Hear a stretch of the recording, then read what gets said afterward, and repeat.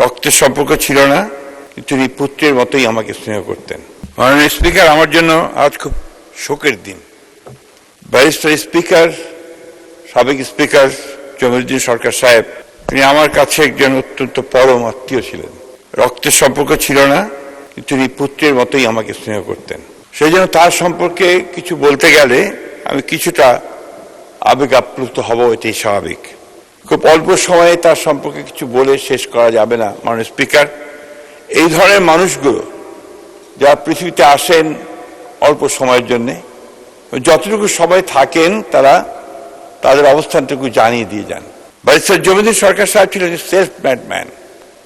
নিজের মেধা দিয়ে তিনি বড় হয়েছেন, লেখাপড়া করেছেন, সুদূর যুক্তরাজ্যে গিয়ে লিঙ্কনস ইন থেকে ব্যারিস্টার হয়ে এসেছেন এবং তারপরে তার কর্মজীবনে তিনি কখনো পিছনে ফিরে তাকাননি।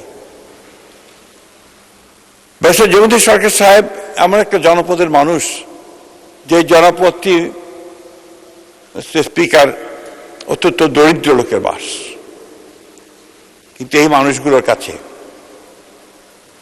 অত্যন্ত জনপ্রিয়। তারা এখনো তাকে মনে করে যে ব্যারিস্টার জমিরুদ্দিন সরকার তাদের অভিভাবক, সেভাবেই তারা তাকে চেনে। কোনোদিন কোন নির্বাচনে পরাজিত হননি। সাধারণ মানুষের অতি প্রিয় এই মানুষটি শুধু উত্তরবঙ্গের ওই সুদূর উত্তরে নয়, ঢাকাতেও কিন্তু তিনি নির্বাচিত হয়েছিলেন মাননীয় স্পিকার। তার সারা জীবনে তিনি যখন যেখানে কাজ করেছেন পরম নিষ্ঠা আন্তরিকতার সঙ্গে কাজ করেছেন। ছাত্র জীবনে বাম রাজনীতির সঙ্গে জড়িত ছিলেন। পরবর্তী সময়ে শহীদ প্রেসিডেন্ট জিয়াউর রহমানের রাজনীতি এবং তার নীতির প্রতি তিনি আকৃষ্ট হয়ে প্রথমে জাগদল এবং তারপরে তিনি বিএনপি অর্থাৎ জাতীয়তাবাদী দলে যোগ দেন।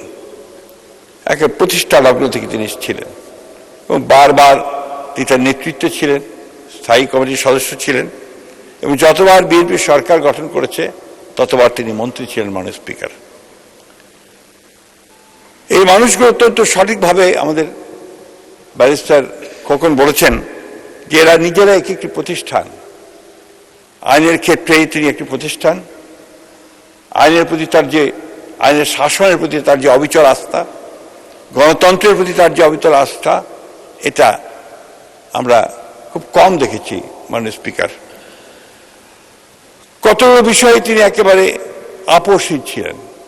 সেই বিষয়গুলো ছিল যে গণতান্ত্রিক রাষ্ট্র ব্যবস্থা, গণতন্ত্রের চর্চা এবং গণতান্ত্রিক প্রতিষ্ঠানগুলোকে গড়ে তোলা। অন্যদিকে আইনের ক্ষেত্রেও তিনি একইভাবে ছিলেন। তিনি একদিকে ইতিহাসের ছাত্র ছিলেন, সাহিত্যের ছাত্র ছিলেন, পরে আইনের পেশাকে বেছে নিয়েছিলেন আইনজ্ঞ হিসাবে। যে কোনো বিষয়ে তিনি অবলীলায় অনেকক্ষণ ধরে কথা বলতে পারতেন, উন্নত জ্ঞান ও গর্ব বক্তব্য রাখতে পারতেন।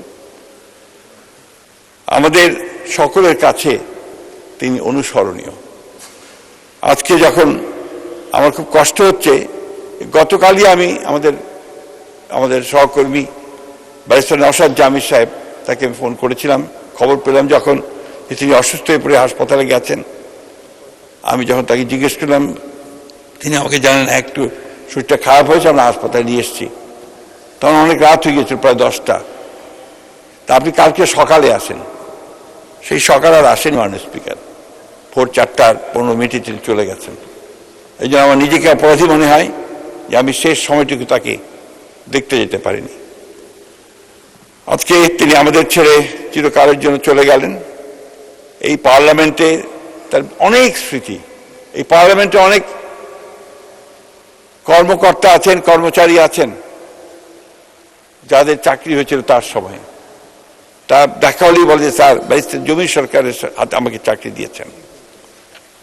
এটা সবাই তারা আমাকে এটা বলেন, অনেক সময় বলেন।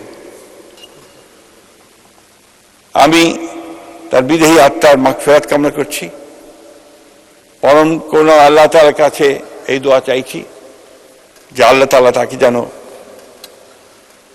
বেহেশতের সর্বশ্রেষ্ঠ স্থানগুলোর মধ্যে একটিতে তাকে স্থান দেন। তার 3 সন্তান, 3টি আইনের ছাত্র।